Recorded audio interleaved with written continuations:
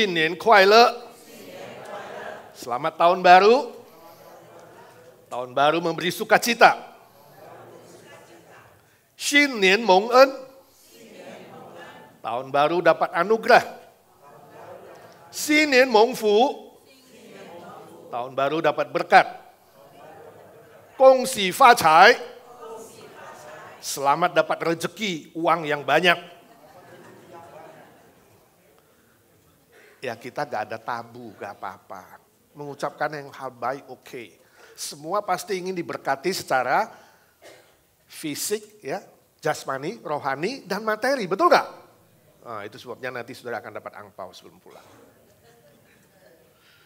Hari ini adalah tahun baru kalender Chinese 2573 hari ke-6. Tahun baru belum berlalu, saya kira tidak terlambat saya mengatakan kongsi. Kenapa? Sebab tradisi orang Chinese itu merayakan tahun baru itu 15 hari. Sampai nanti malam ke-15 disebut dengan Cap Gome. Malam ke-15 itu perayaan pakai lentra. Ya. Saudara dulu ngalami gak waktu kecil? Ya. Itu artinya simbol terang, cahaya, biar masa depanmu cerah dan terang. Oke? Dan hari ini kita akan memikirkan sebuah tema khotbah yaitu misteri tahun macan. Mari kita baca firman Tuhan dulu di Mazmur 90 ayat ke-12 dan Amsal 1 ayat 7. Dua ayat firman Tuhan ini. Ya. Mazmur 90 ayat 12, 1, 2, 3. Ajarlah kami menghitung hari-hari kami sedemikian hingga kami beroleh hati yang bijaksana. Amsal 1 ayat 7 demikian firman Tuhan. Takut akan Tuhan adalah permulaan pengetahuan. Tetapi orang bodoh menghina hikmat dan didikan. Saya yakin seluruh dunia bersukacita dalam perayaan tahun baru Chinese, tahun baru Tionghoa ini. Ya, tahun baru Imlek. Saya baca di Korea mereka merayakan ada yang 3 hari, ada yang 7 hari. Dan 3 hari pertama itu mengunjungi orang-orang tua. Bagus ya. Memberi berkat kepada orang-orang tua. Di Vietnam ada tradisi melunasi semua hutang-hutang sebelum tanggal 1.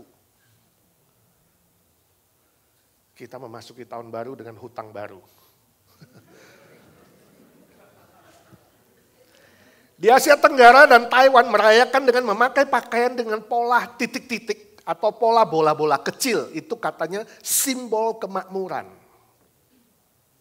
Nah saudara, zodiak Chinese bagi saudara yang nggak tahu seperti Shio, disebut Shio zodiak Chinese itu ada 12. 12 jenis binatang ini studi tradisi zaman lalu ya. Ada tikus, ada sapi, ada macan, ada kelinci. Ada naga, ada ular, ada kuda, ada kambing, ya, ada monyet, ada ayam, ya, ada anjing, dan yang ke-12 adalah babi. Nah ini studi yang berhubungan dengan tradisi Chinese, menghubungkan kelahiran, tahun kelahiran dengan sifat-sifat binatang yang tadi yang dipilih. Yang ada kaitannya katanya dengan sifat-sifat manusia. Dan menurut Patzi, tabel kelahiran, tahun ini 2573 lunar year adalah tahun macan yang spesial. Jadi bukan macan sembarang macan, tapi tahun ini adalah disebut dengan macan khusus. Kenapa? Karena yang muncul itu bukan 1 ekor macan, tapi 3. Jadi disebut triple tiger, 3 macan. Nah ini simbol yang bagus katanya. Karena banyak orang akan mendapatkan kemakmuran dan kekayaan 3 kali lipat. Wah hebat ya. Tapi juga di sisi lain harus berhati-hati. Di dalam bertindak khususnya ekonomi. Juga hati-hatinya triple. Ya namanya juga ramalan spekulasi lah. Bisa untung 3 kali juga bisa rugi 3 kali. Ya. Sebab apa? Sebab macan katanya adalah makhluk yang sangat berani, sangat gagah dan kuat. Tapi di samping itu macan juga adalah makhluk yang sombong, yang arogan, pemarah. Jadi yang sio macan itu galak. Saudara kalau mau dapat istri sio macan, manusia cantik, itu hati-hati, di balik itu ada galaknya. Dan egois itu macan, egois. Jadi ada dua sisi dari sio ini. Sebab itu katanya untuk tahun ini saudara perlu menjaga emosi saudara dengan baik. Menjaga emosi, jangan sampai saudara itu sakit hati atau patah hati. Ya, itu tiap tahun juga begitu. Nah bagi yang sio macan, ya, yang sedang pacaran atau yang sudah menikah, hati-hati, jangan terlalu agresif. Tapi biarkan pasanganmu atau temanmu yang melakukan langkah-langkah awal. Nah ini jaga-jaganya si macan itu. Ya. Menurut ramalan, saya baca sumbernya di berbagai website internet. Yang kira Pak Edi itu penkun, pendeta dukun, bukan. Tahun ini, macan akan membawa kekayaan dan kemakmuran. Kalau saudara ada syaratnya, jangan suka hitung-hitungan, khususnya dengan uang kecil. Jangan medit gitulah. Tapi saudara selalu bercita-cita dapat uang yang lebih besar, keuntungan yang lebih limpah. Khusus bagi yang sio macan usia 48 sampai 60, ada di sini. Ada kesempatan besar untuk untung besar tahun ini. Wah ini buat orang jadi bersemangat nih. Sayang yang di atas 60, padahal semua orang punya kesempatan ya. Macan juga akan membawa kegagahan dan kuasa yang besar tahun ini. Sebab itu bagi saudara yang ada berhubungan dengan otoritas, jangan suka melawan tahun ini. Tetapi adakan negosiasi, kerjasama, supaya saudara bisa mendapatkan kuasa yang besar itu. Macan juga akan memberikan kebebasan dan kemampuan untuk mandiri, berdikari. Kalau mau sukses dan beruntung, maka dianjurkan sepanjang tahun ini, saudara pakai pakaian dalam berwarna merah. Ini ramalan saudara. Atau baju yang bergaris loreng-loreng macan. Atau yang bertitik hitam atau bola-bola kecil seperti macan tutul. Lebih bagus lagi kalau saudara bisa kombinasikan dengan kalung berbatu jade atau giok. Dan batu safir warna hitam atau biru pun akan membawa nasib baik. Nima promosi, supaya saudara belanja aksesoris, belanja pakaian. Bagi yang mau cari jodoh, ya tahun ini, pasangan terbaik adalah sio kelinci. Sebab kelinci itu memberikan kesabaran yang kuat ketika menghadapi kemarahan macan. Ada-ada saja ya. Gimana kalau sudah menikah dan ternyata pasangannya sio macan. Apakah giginya dicabut aja jadi macan ompong? Yang belum punya jodoh, kalau mau cari jodoh, jangan cari sio naga. Ini lawan dari macan yang sangat keras. Kalaupun terjadi harus relasi atau yang sudah menikah dengan sio naga, maka jangan melihat matanya. Sebab mata naga bercahaya. Dan hati-hati dengan bola api yang bisa keluar dari si mulut naga. Aduh, teman saya orang Batak, marganya Sinaga.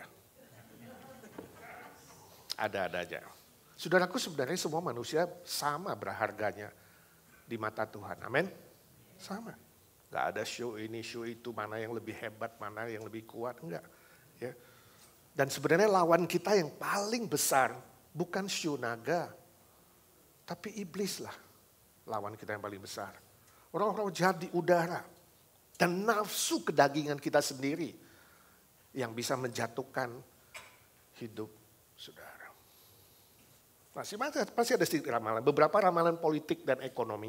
Ya. Rusia tahun ini akan lebih ambisius mengalahkan Barat dan Timur Tengah.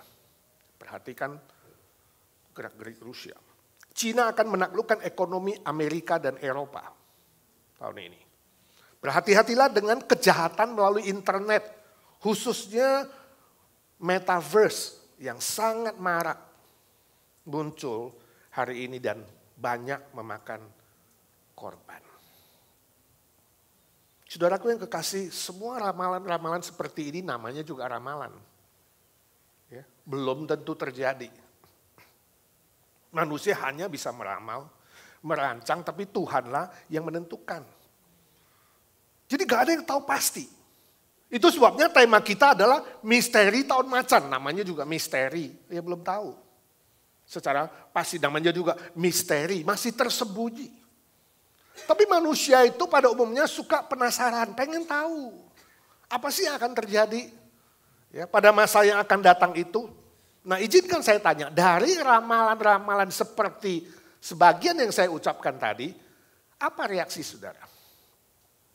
Apa respon saudara? Pada umumnya di dunia ini ada 4 tipe manusia. Yang pertama adalah tipe khawatir atau takut.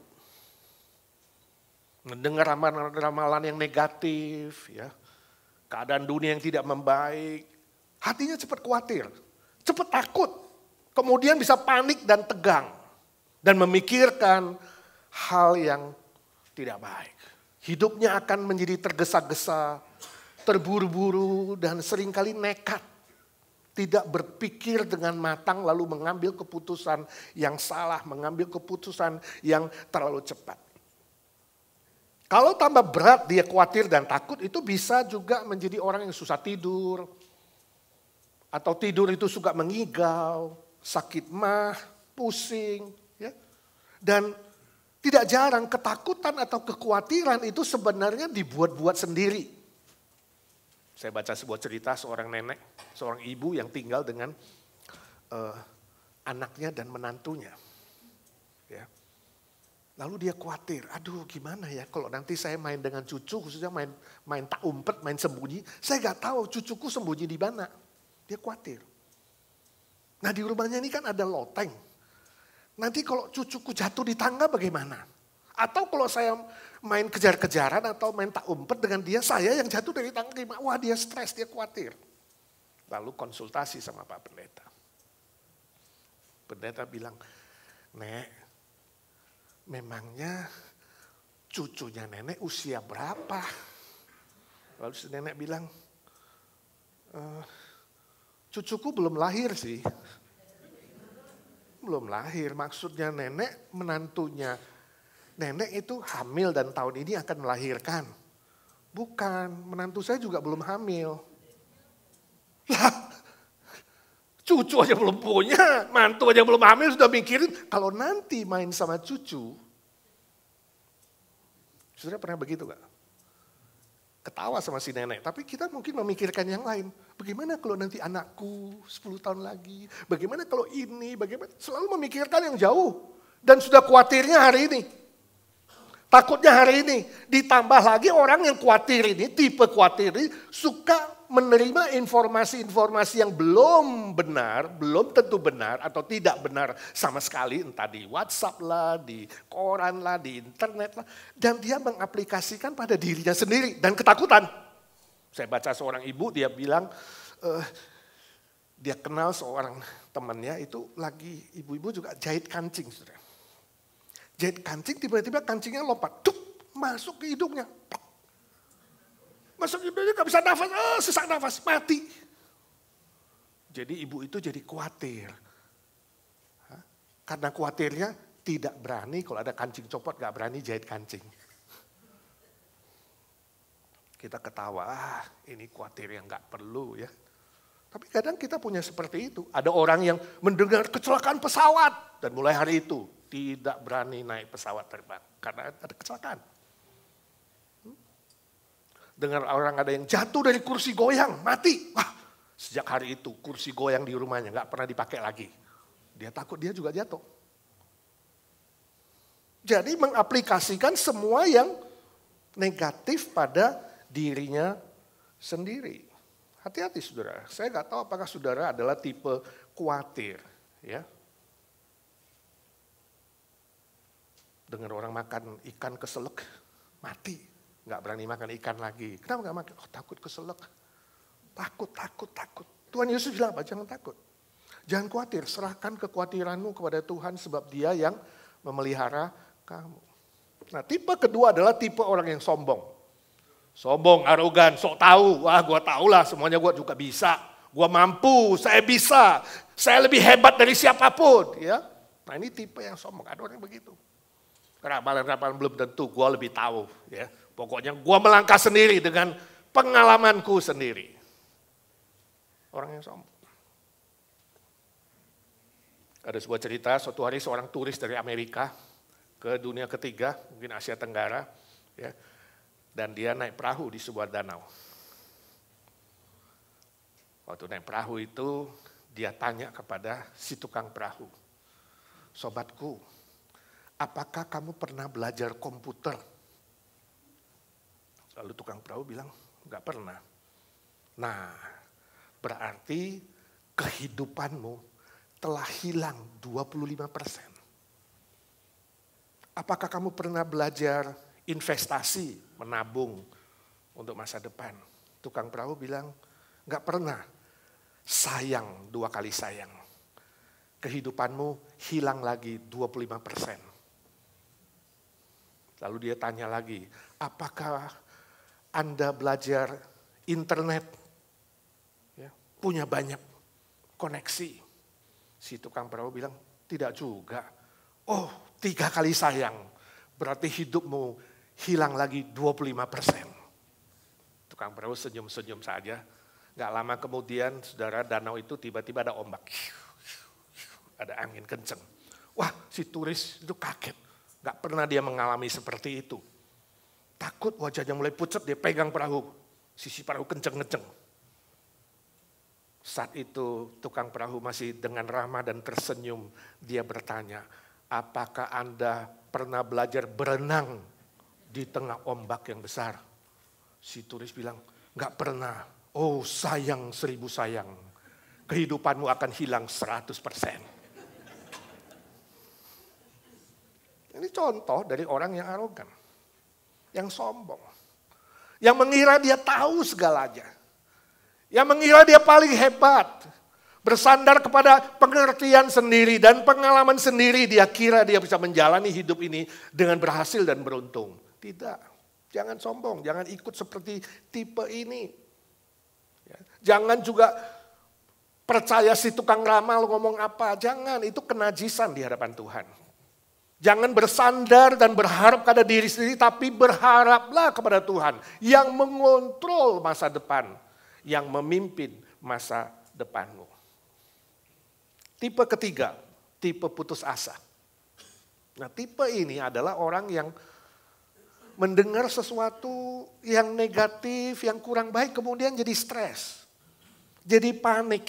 Ya, dan membuat hidupnya rasanya tak berdaya, kecewa. Tak mampu mengatasi kemudian putus asa. Cepat-cepat ingin menyerah. Give up. Ya. Ini tipe orang yang putus asa. Mungkin sekali karena beban hidupnya berat. Mungkin sekali karena tugas dan tanggung jawab dia besar pada posisinya. Entah ke suami, istri, pegawai, dokter. Jadi apa saja. Dia rasanya terlalu berat hidupnya. Bebannya berat. Hidupnya bosan dan jenuh. Gak ada artinya. Kalau boleh ya cepat-cepat matilah. Ada orang yang begitu, ya. Ini khususnya juga terjadi pada mereka yang sudah senior, yang di konvalesen atau di rumah, nggak punya siapa-siapa, sendirian, tiap hari hidup kayak mesin, ya. Bangun jam segini, makan, kemudian tidur lagi, makan lagi, tidur lagi. Itu kalau bangunnya nggak sakit, kalau bangunnya sakit, aduh Pak Edi tolong doain dong, kapan saya pulang ke sorga. Tapi tidak hanya terjadi pada orang senior, orang junior juga bisa. Orang muda juga bisa berpikir begitu. Kalau hidupnya mulai burn out, ya, mulai jenuh, sampai pada satu titik tertentu dia bosan, dia katakan untuk apa saya hidup? Tidak heran banyak orang muda juga bunuh diri. Karena putus asa, karena dia rasa gak ada arti hidupnya. Seperti robot, seperti mesin saja. Saya ingat seorang teman di Jakarta ketika krisis ekonomi sangat berat. Bisnisnya rugi habis-habisan. Hutangnya berlipat-lipat, dia gak bisa bayar. Diajak saya bicara, saya doain dia. Dia bilang, Pak, saya 2 minggu ini selalu berpikir, pengen menghabisi nyawaku. Untuk apa hidup? Saya malu, hutang saya begitu besar. Saya malu, saya sebagai orang Kristen, hidup saya kayak gak ada arti. Saya bilang sabarlah, you gak tahu. Apa yang mau Tuhan kerjakan dalam hidupmu. Doa saja dan menunggu. Ketika engkau tidak tahu bagaimana mengambil keputusan, jangan ambil keputusan. Berdiam diri dan berdoa dan menantikan Tuhan. Nah, kita pisah. Ya, lalu minggu depannya, saya ikuti terus, ini udah mati belum? Udah bunuh diri belum? Minggu depan ketemu. Ketemu kelihatan dia tersenyum. Lalu dia bilang, Pak, saya berubah pikiran. Kenapa? Saya gak pikir mau mati lagi. Untuk apa? Saya bilang, oh ya bagus. Kenapa? Apa yang membuatmu belok dalam 1 minggu? Dia bilang suatu hari saya pulang ke rumah. Waktu saya pulang, saya masih bawa mobil Mercy. Saya masih punya rumah. Ya, tapi wajah saya lesu. Seperti tidak ada arti, bosan, putus asa. Waktu saya buka pintu, saya lihat 2 pembantu saya itu kerja sambil nyanyi-nyanyi, joget-joget. Kaget saya. Saya kepikir oneng. Dangdutan itu ya. Mirip si oneng. Lalu dia bilang, ada suara di hatiku bilang, kamu yang gak tahu diri. Kamu itu sudah jadi orang Kristen, mereka belum percaya. Kamu sudah punya jaminan keselamatan. Kamu punya mobil, punya rumah. Ya. Coba lihat mereka. Bukankah mereka harusnya lebih susah, lebih miskin, lebih sedih? Kamu apaan? Kamu berharga tahu nggak? Bangkit lagi. Nah, suara itulah yang kemudian membuat dia bangkit. Saya tidak mau mati. Saya mau bangkit lagi. Dia putuskan jual bisnisnya. Ya, jual rumahnya yang besar, lunasin semua hutang, tinggal di rumah yang kecil, dan memulai bisnis dari nol, dari awal lagi. Tapi dengan sebuah tekad, aku mau setia beribadah kepada Tuhan. Aku mau memegang firman-Nya. Aku tahu Tuhan pasti akan memberkati aku. Wah, itu sebuah tekad yang baik. Dia bangkit kembali dari putus asanya. Saudaraku, saya tidak tahu hari ini saudara menghadapi apa. Ya. Badai corona lebih 2 tahun belum berlalu. Ekonomi belum jelas ke arah mana. Saudara yang investasi, stok hancur-hancuran hari ini. Rasanya masa depan gelap. Ya.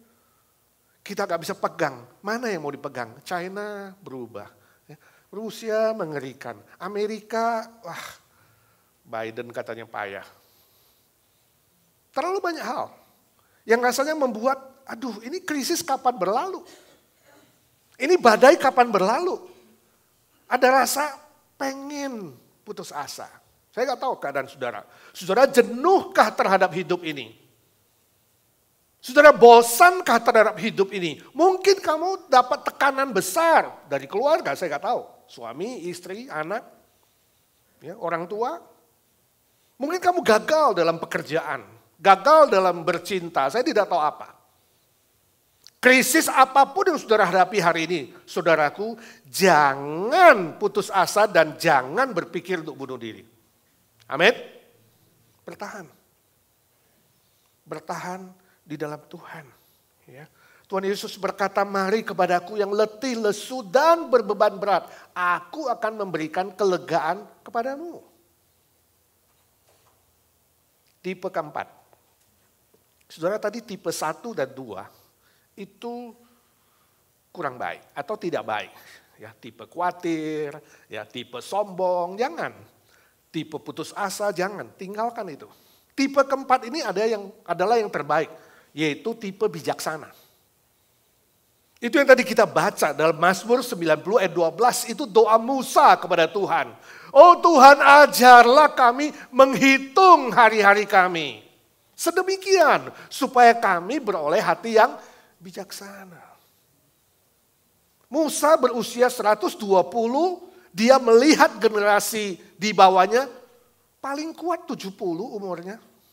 Itu umur standar Alkitab hari ini 70. Kalau lebih kuat 80. Lebih dari itu bonus sudah, tapi bonusnya sakit-sakit, susah-susah, ngilu sini sana.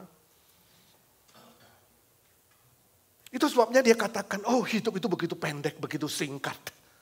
Seperti debu, seperti uap, seperti bunga yang akan layu. Ajarlah kami menghitung hari-hari kami Tuhan. Nah, saudara perhatikan, istilah menghitung hari-hari di situ gak berarti meramal. Enggak, sama sekali bukan meramal atau menafsirkan masa depan. Tidak, masa depan itu di tangan Tuhan. Menghitung hari-hari artinya bukan meramal. Tapi menghitung hari-hari adalah menjalani hari-hari dengan bijaksana dari Tuhan. Nah bagaimana itu bijaksana dari Tuhan? Amsal pasal 1 ayat 7 menjawab tadi menjelaskan. Orang yang takut akan Tuhan adalah orang yang berhikmat. Punya pengertian. Adalah orang yang bijaksana. Nah saudara, takut di sini tidak sama dengan tipe takut yang pertama. Enggak. Tipe pertama yang takut itu adalah takut yang berpengertian negatif. Tidak baik. Tapi takut di sini adalah berpengertian positif. Yang baik. Takut akan Tuhan itu baik. Sebab kata takut di situ berarti hormat kepada Tuhan. Beribadah kepada Tuhan. Takut tidak memuliakan Tuhan. Takut memalukan nama Tuhan. Itu takut. Ini tipe orang yang keempat. Seorang teman saya di Jakarta, businessman, dia usaha snack. Bikin banyak snack. Ya, berbagai macam kacang dia yang bikin. Produksi cukup besar di Jakarta dan disebar ke seluruh Indonesia. Waktu krisis dia down. Gak ada bisnis. Barang-barang naik, dia bingung. Saingannya kelihatan lebih maju. Lalu suatu hari dia dapat tawaran membeli bahan mentah.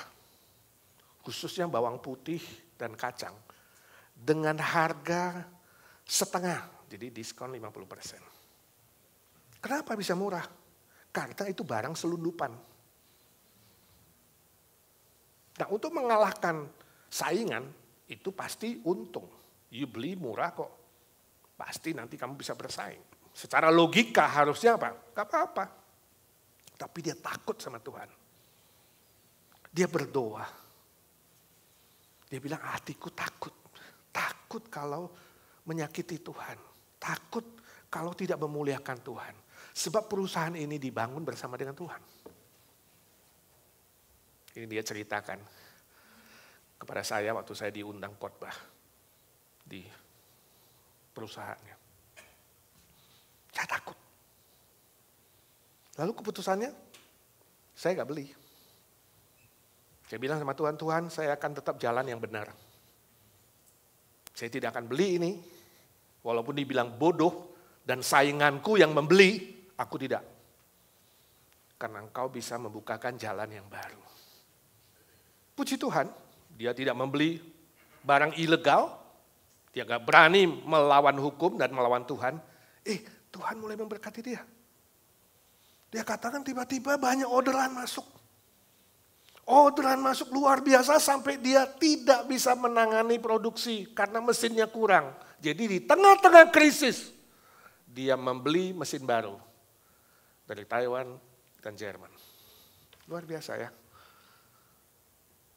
Dia bilang gak sanggup melayani, saya bingung. Lalu ngelirik ke saingannya yang beli. barang-barang selundupan. Gak ada orderan, rugi. Saudara, kamu tidak tahu masa depan. Tuhan bisa membalikkan tangan. Kalau kamu sungguh-sungguh takut akan Tuhan. Nah, ini sebuah contoh orang yang takut akan Tuhan. Yang memegang firman Tuhan. Yang tetap setia beribadah kepada Tuhan. Gak ada orang yang tahu masa depan. Semua ramalan-ramalan itu hanya spekulasi, belum tentu terjadi. Tuhan yang memegang masa depan. Saudara, masa depan itu seperti kalau saudara masak telur rebus, tahu nggak?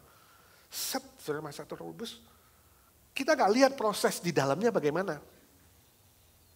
Tugas kita hanya percaya dan menunggu. Nanti tiba waktunya, pasti matang. Amin. Sama, proses masa depan jangan dipikirin. Jangan taruh di otakmu jadi khawatir. Serahkan kepada Tuhan masa depanmu. Sepanjang tahun ini serahkan kepada Tuhan. Tuhan, aku tidak tahu bagaimana prosesnya dan bagaimana hasilnya. Tapi aku tahu ketika aku menunggu Tuhan. Menantikan waktu Tuhan. Menantikan karya Tuhan. Nanti saya akan melihat yang baik seperti telur matang untuk dinikmati. Amin. Teman saya tinggal di San Francisco, dia bilang lewat sebuah jembatan itu biasa ada ditimbang.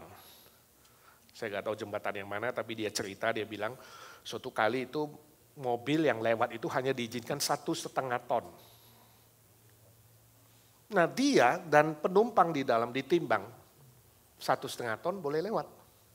Itu maksimal. Karena berbahaya. Nah, suatu kali katanya waktu dia mobilnya jalan sampai tengah jembatan itu, ada 2 ekor bebek terbang. Hinggap di mobilnya. Jadi seluruh mobil dan penumpangnya takut. Waduh, ini kelebihan nih. 2 ekor bebek ini berapa beratnya? Ini apakah nanti berbahaya? Jembatannya akan roboh atau gimana ini? Jadi nyetir dengan ketakutan. Tapi puji Tuhan, lewat selamat. Nah, ketika ditimbang, ternyata dengan tambahan bebek itu, mobilnya nggak tambah berat. Kenapa? Sebab ketika mobil berjalan, bahan bakarnya berkurang. Beban mobil itu berkurang. Saudara, ini yang disebut dengan menghitung hari-hari. Berjalan bersama Tuhan. Waktu setiap hari saudara bertekad, aku mau berjalan bersama dengan Tuhan.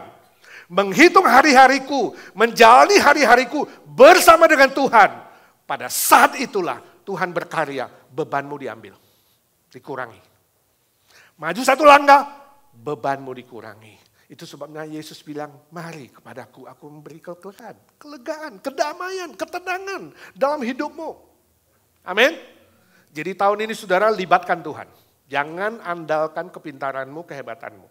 Libatkan Tuhan. Bertekad setia beriman, setia beribadah. Dan berjalan bersama dengan Tuhan setiap hari, setiap hari.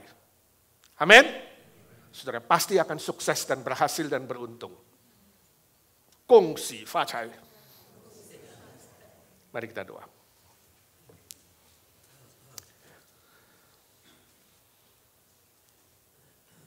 Ya Tuhan Yesus, suara hamba-Mu sudah berhenti. Kami mohon di tahun baru ini Tuhan jadikan kami semua orang yang bijaksana. Yang tahu menghitung hari-hari sedemikian. Berjalan bersama dengan Tuhan, melibatkan Tuhan dalam semua aspek hidup kami. Bertekad, setia beriman, setia beribadah dan melayani Tuhan. Berkatilah setiap pribadi yang sudah mendengar firman. Jadikan kami bukan pendengar-pendengar saja, tapi pelaku-pelaku firman. Dan tahun ini kami semua mengalami keberuntungan, keberhasilan, kemakmuran. Sesuai dengan kekayaan-Mu dan kemuliaan-Mu. Dalam nama Tuhan Yesus kami berdoa dan memohon berkat Tuhan. Amin.